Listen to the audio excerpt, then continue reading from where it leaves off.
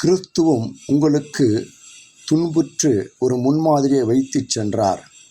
எனவே நீங்கள் அவருடைய அடிச்சுவடுகளை பின்பற்றுங்கள், இதற்காகவே அழைக்கப்பட்டுள்ளீர்கள் என்று திருத்தூதுவர் பேதுரு பதிவு செய்துள்ள திருமொழிகள் 1 பேதுரு 2:21.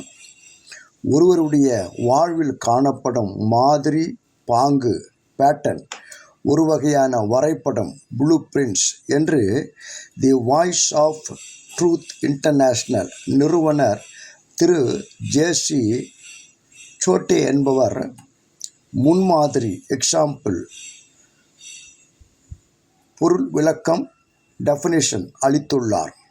அதாவது, பிறர் அடுத்திருப்பவர் நமது வாழ்க்கை முறையை காணக்கூடும், நமது பேச்சையும் நமது உறவு முறையை உற்று நோக்கக்கூடும், நமது பண்புகளையும் கவனிக்கக்கூடும், நாம் கிறிஸ்துவின் முன்மாதிரிகள் என்பதை அறிந்து கொள்ளக்கூடும். இயேசு எல்லா வகையிலும் நம்மைப் போல சோதிக்கப்பட்டவர், எனினும் பாவம் செய்யாதவர்.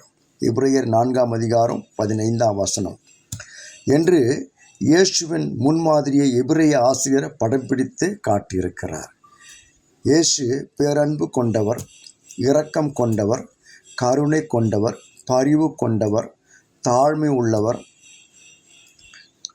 நம்மை சிலுவை வழியாக மீட்டவர் என்றெல்லாம் விவிலியம் பதிவு செய்திருக்கிறது. நம்மை கிறிஸ்துவர்கள் என்று நாமே அழைக்கின்றோம். அதாவது கிறிஸ்துவை, கிரைஸ்ட் லைக் போன்றவர்கள் என்பது பொருள். நம்மை சுற்றியுள்ள மிகப்பெரிய பார்வையாளர்கள், உலகம், நண்பர்கள், உறவினர்கள், நமது பிள்ளைகள் முன்பாக நாம் உண்மையிலே கிறிஸ்துவை பிரதிபலிக்கின்றவர்களா? நாம் மண் உலகத்திற்கு உப்பாய் இருக்கிறோம் என்பதையும் உலகத்திற்கு ஒளியாய் இருக்கிறோம் என்பதையும் விவிலியம் பதிவு செய்திருக்கிறது.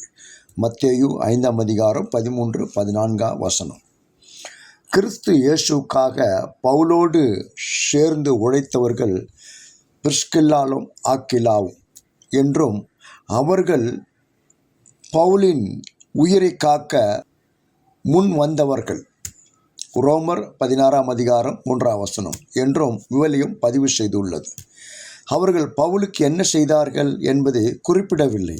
ஆனால் பவுலை ஆபத்திலிருந்து காப்பாற்ற தங்கள் வாழ்வை பணயம் ஜியோபார்டைஸ்ட் வைத்திருக்கிறார்கள் என்பது வெளிப்படை. இதன் மூலம் அவர்கள் இயேசுவின் முன்மாதிரியை பிரதிபலித்திருக்கிறார்கள் என்பதும், தம் நண்பர்களுக்காக உயிரை கொடுத்து அன்பு கூர்ந்திருக்கிறார் யோவான் 15:13 என்பதும் வெளிப்படுகிறது.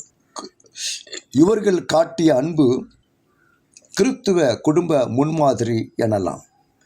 நம் குடும்பங்களிலும் கூட இத்தகைய கிறிஸ்துவ குடும்ப முன்மாதிரி அன்பை பிரதிபலிப்போமா?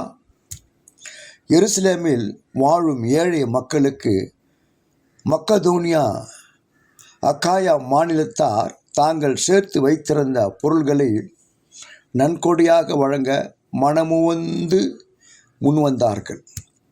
ரோமர் 15:25-27 வரை உள்ள வசனங்கள், 1 கொரிந்தியர் 16:1-4 வரை உள்ள வசனங்கள் என்பதும், தொடக்க திருச்சபையினர் தங்களிடம் இருந்த எல்லா உடைமைகளையும் விற்று அனைவருக்கும் அவரவர் தேவைகளுக்கேற்ப பகிர்ந்தளித்தனர் என்பதும் விவிலியத்தில் பதிவு செய்யப்பட்டுள்ள பதிவுகள். அப்போஸ்தலர் நடபடிகள் 2:24-46, 2:24-46, 4:32-36.